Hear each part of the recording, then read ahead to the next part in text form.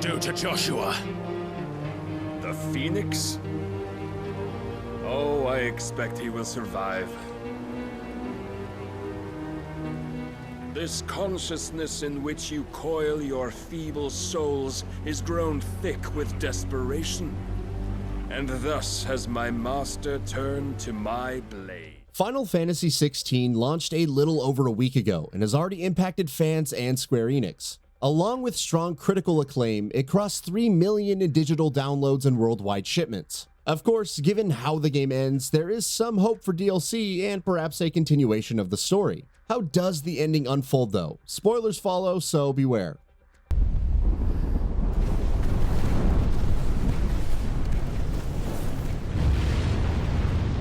Stand back.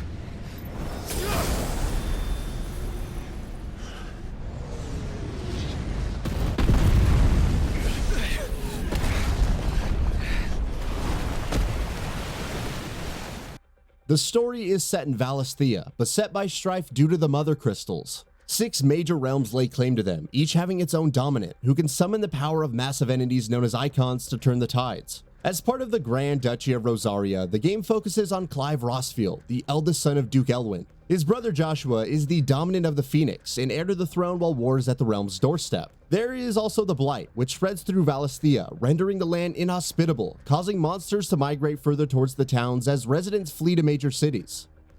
After being attacked at Phoenix Gate by Sambreku's troops, resulting in the death of their father, Joshua unleashes the Phoenix's power. After seeing a mysterious hooded figure earlier, Clive inadvertently becomes Ifrit, the second Eikon of Fire. Joshua is unaware of Ifrit's real identity as Clive rampages. After a fierce battle, Ifrit seemingly kills the Phoenix and Joshua. Unaware of his role in all of this, Clive swears vengeance upon the Eikon and is bound to the Imperial army after the betrayal of his mother Annabella.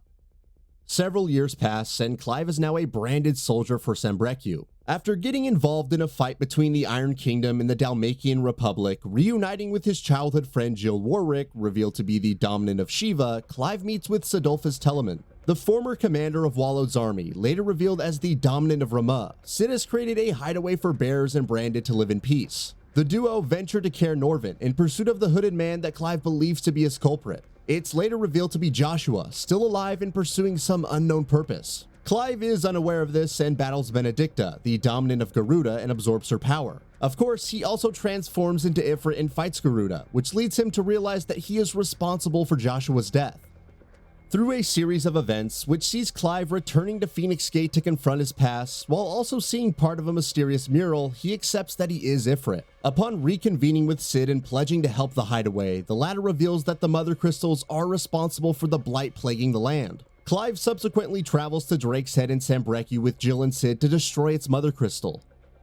Once they do so, a mysterious figure named Typhon emerges, attempting to take control of Clive. Sid is mortally wounded and later dies while repelling Typhon, who Clive defeats. However, another entity named Ultima emerges. Joshua arrives in time to protect his brother and seal Ultima. Meanwhile, several more years pass as Clive takes on the name of Sid, leading the hideaway and traveling to different places to save bearers. Of course, the objective of destroying the Mother Crystals remains. Clive ventures with Jill to the Iron Kingdom, which forcibly uses her as its dominant, leading to some sweet revenge against her captors and the destruction of its Mother Crystal. Hugo Kupka, the dominant of Titan, seeks to kill Clive for the death of Benedicta, leading to a showdown between the two and the destruction of Dalmakia's Mother Crystal. While all this is happening, Joshua, who still has Ultima sealed in his body, seeks counsel with Dion Lesage, Sambreku's crown prince, who is also the dominant of Bahamut. The two initiate a coup against Annabella, now married to the Emperor of Sambreku, the latter dying in the process. Annabella's son under the Emperor, Olivier, is then revealed to be under Ultima's control, who then controls Dion. After Clive and Jill destroy the crystalline Dominion's Mother Crystal, he and Joshua fight Bahamut. Ifrit and Phoenix withstand Bahamut's attacks and combine to form Ifrit Risen, which stops Terraflare from destroying the world. Bahamut is defeated and Dion returns to his senses. There's only one Mother Crystal left in Wallow, and after slaying King Barnabas, Clive absorbs Odin and destroys the crystal. However, this is all part of Ultima's plan. Clive Rosfield.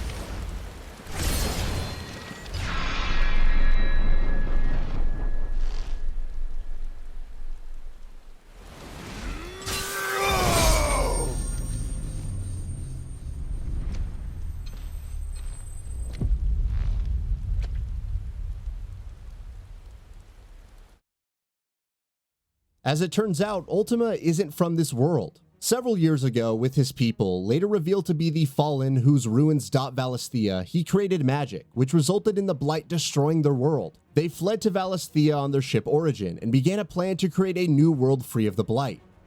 Ultima's surviving kin would become the Mother Crystals and drain Valisthea of its ether to build up the magic necessary to enact this. While creating humanity, their purpose was to give rise to the Mythos, which Ultima would possess and use that power to recreate the world. As they retreated into the shadows, humanity would use the Mother Crystals and magic to wage war against each other while the Blight ran rampant.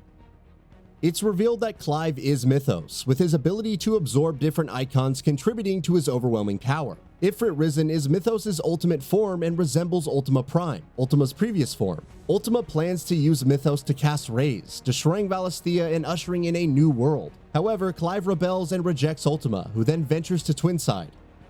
The city is revealed to be Origin, and it turns into a giant crystal, absorbing ether and causing the Blight to overtake the surrounding lands. Clive, Joshua, and Dion venture onto Origin to stop Ultima, with Dion dying in the process. Joshua uses the Phoenix to heal Clive at the risk of his life, and the two venture to Ultima's location. After unsealing and absorbing its kin from Joshua, Ultima readies Rays. Joshua sacrifices his life to give Clive the full power of Phoenix, allowing him to unleash the Ifrit Risen to defeat Ultima. Aware of the effect of magic on Valisthea and how it led to vast suffering, Clive believes the best option is to destroy it. He absorbs Ultima and uses the power to destroy the crystal around Origin and the ship itself. Severely weakened, he awakens on a beach as his left hand petrifies, seemingly dying. Meanwhile, Jill and Torgal look up at the sky at Metia, a star believed to grant wishes, which she constantly looks to, hoping for Clive to return safely. She then cries, seemingly aware that her wish isn't coming true. Cut to after the credits, many years later, where two boys gather firewood for their house. One of the boys tries to light a fire but instead relies on flint, indicating that magic is indeed gone from Valisthea. The two then play outside with their pup in a nod to Clive, Joshua, and Torgal, while a book called Final Fantasy written by Joshua Rosfield is on the table. The boy wished he had Eikonic magic to light the fire, before his mother reminded him that the book was just a fairy tale. So while the story of Clive and his friends has faded into myth, Valisthea and its people are finally free to live life. Of course, there are many unanswered questions throughout all of this. What became of the bearers, who could use magic without relying on crystals and were looked down upon by society, eventually petrifying like Clive did at the end and dying a painful death? With magic gone from the world and the Mother Crystals destroyed, it's unlikely that the remaining nobility would accept the bearers, let alone abide by them seeking freedom.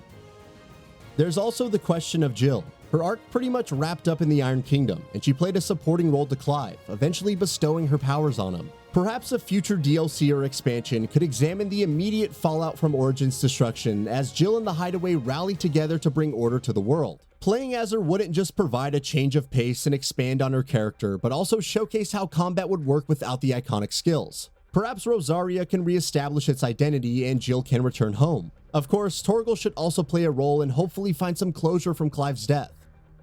While DLC could look at Clive's fate and maybe keep up the mystery of whether he's alive or dead, it would be unnecessary. At this point, Final Fantasy XVI deserves a lengthy epilogue more than anything else to tie a neat bow to the story's events. So don't expect the Final Fantasy XVI-2 or Clive Returns anytime soon, though a small standalone game with Jill as the protagonist could work.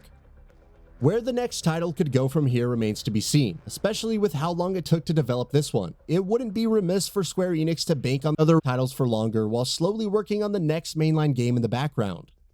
Whether it embraces a real-time combat approach or goes in a completely different direction with its world building, one thing is certain. Final Fantasy XVI is still a major RPG pillar and will continue to be so. So what are your thoughts on this? Go ahead and share them in the comments below. And if you like this video, please subscribe to the channel and enable all notifications by clicking the bell icon to get new video updates. We upload every day and would really appreciate your support. Thanks for watching.